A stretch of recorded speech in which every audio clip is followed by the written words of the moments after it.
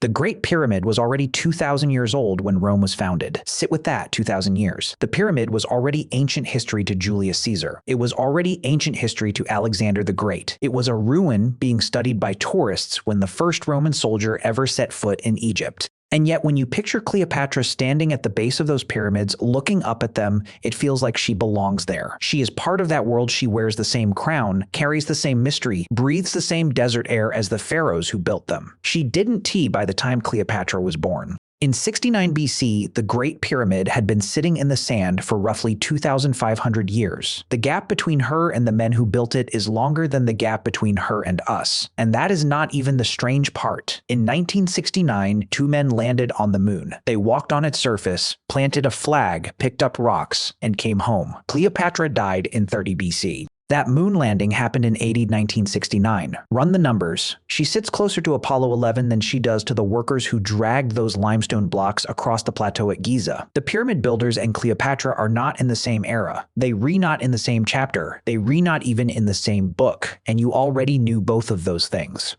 The pyramids, Cleopatra, the moon landing, you've known them your whole life. What your brain did with them is the part worth examining. We sort history the way we sort a drawer. Things that feel the same go together. Pharaohs, pyramids, hieroglyphs, queens with elaborate eye makeup. That is one pile rockets. Astronauts, television, the Cold War, that is another. The piles feel obvious. They feel stable. They feel correct. They are not. The Great Pyramid at Giza was completed around 2560 BC. Cleopatra died in 30 BC. That is a gap of about 2,530 years. Neil Armstrong stepped onto the moon in July 1969. That is 1999 years after her death. She is closer to the moon landing by over 5 centuries. 500 years, that is the length of the entire Renaissance and Reformation and Age of Exploration combined. That is how wrong the pile was. And the pyramid example is not a one-time trick. It is a symptom of something systematic. The further back you push into history, the more your sense of time compresses. Everything before a certain point gets smeared together into a single, undifferentiated past. Egypt becomes ancient, ancient becomes one thing, but ancient Egypt itself spans 3,000 years. Cleopatra is closer to us than she is to the beginning of dynastic Egypt.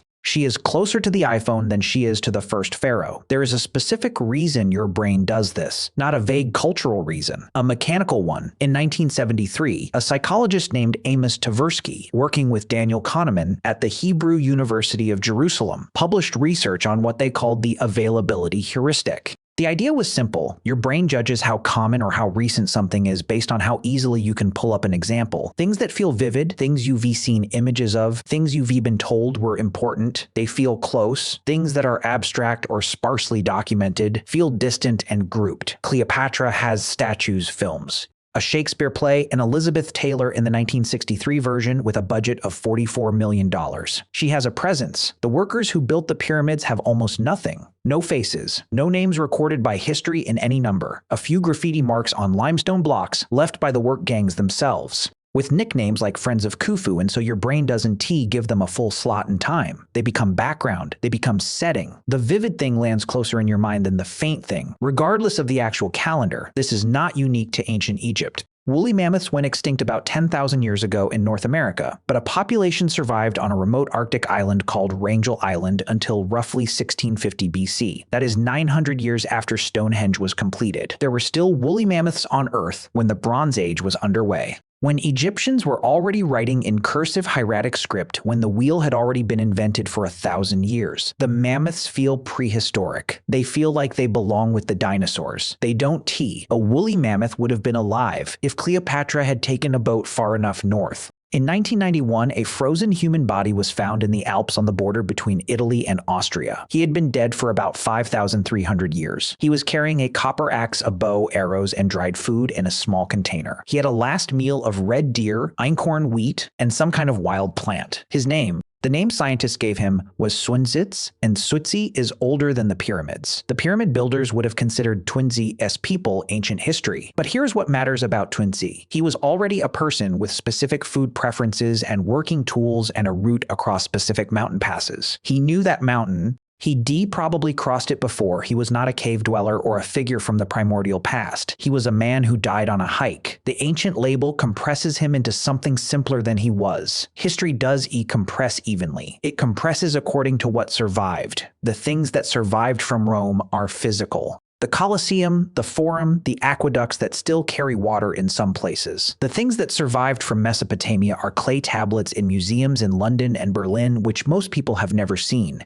And so Rome feels recent and Mesopotamia feels vague, but the city of Uruk, in what is now southern Iraq, was already a major urban settlement with 50,000 residents when Rome was still a collection of huts on 7 hills. Uruk had streets. Uruk had a specialized labor force. Uruk had bureaucrats writing in one of the first writing systems ever developed, not to record poems or prayers, but to track grain deliveries and beer rations. The oldest writing we have is not literature, it is an invoice, and yet Uruk has almost no presence in how most people picture the past, because the ruins don't photograph as dramatically as the Colosseum. The same compression happens at the other end of time. Everything in the 20th century feels compressed too. The Wright brothers flew at Kitty Hawk in 1903. The moon landing was 1969. That is 66 years. A person born the year of the first flight could have watched it on television. Charles Schulz, who created Peanuts, was born 2 years after the Wright brothers flew. He was still alive when the Berlin Wall fell in 1989. One man's lifetime holds the entirety of powered aviation. That is not what it feels like. It feels like those events belong to separate eras. The black and white era, the television era. But eras are not calendars.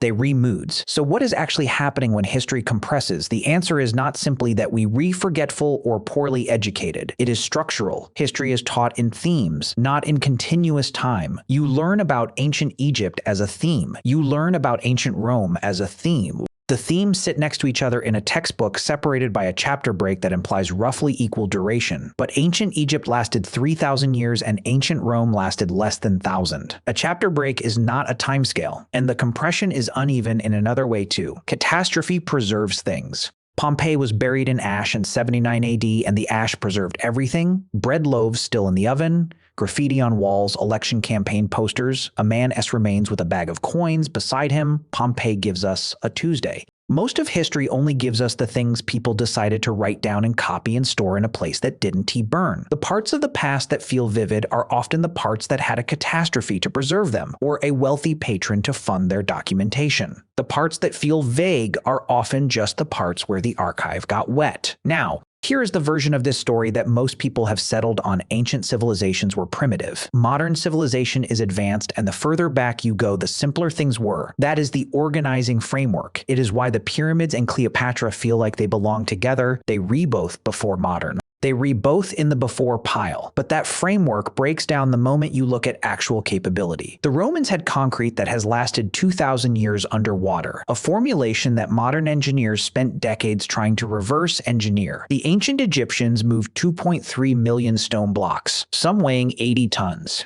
Across the desert without any tool that runs on something other than human and animal effort. The Antikythera mechanism, recovered from a Greek shipwreck and dated to around 100 BC, is a bronze device with at least 30 interlocking gears that calculates the positions of the sun and moon and tracks the timing of Olympic Games. It is a computer. It is not as powerful as the one in your pocket, but in terms of mechanical complexity, nothing comparable appeared again for over 1,000 years. These were not primitive people who got lucky. They were intelligent people working within a different set of constraints. Here is where the reasonable argument pushes back. You might say, we know this. Historians know this. The compression is a popular misunderstanding, not a scholarly one, and that is true in a narrow sense. Academic historiography does not compress ancient Egypt into a single chapter. It does not assume Rome was more sophisticated than Uruk, but the compression doesn't live in scholarship. It lives in the visual vocabulary that shapes what the past feels like to anyone who isn't a professional historian, which is almost everyone. It lives in how museums organize their halls. It lives in the aesthetic of a historical epic film, where ancient means sandals and Rome means marble, and anything earlier means torchlight and animal hides. The compression is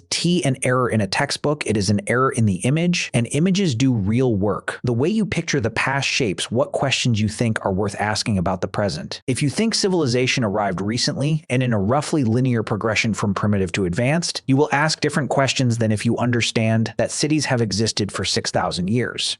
that people have been writing for 5,000, that surgery and astronomy and mathematics and bureaucracy are not modern inventions. In 1987, the historian John Romer published a study of the workers who built the Valley of the King's Tombs near Luxor, the craftsmen who carved the burial chambers of the New Kingdom pharaohs. He found their village Deir el-Medina, and inside that village's records, which survived because they were written on indestructible pottery shards called ostraca, he found something that looked uncomfortably familiar: workers going on strike over unpaid wages. In 1170 BC, the first recorded labor strike in human history. They walked off the job and sat down at the temple gate until the state delivered their grain rations. Workers in ancient Egypt going on strike, withholding their labor, making a demand that is not primitive, that is a recognizable tactic deployed by recognizable people who understood leverage. They understood leverage 2,000 years before Cleopatra was born, 4,000 years before the moon landing. We keep discovering that people were people earlier than we thought. The compression keeps getting corrected.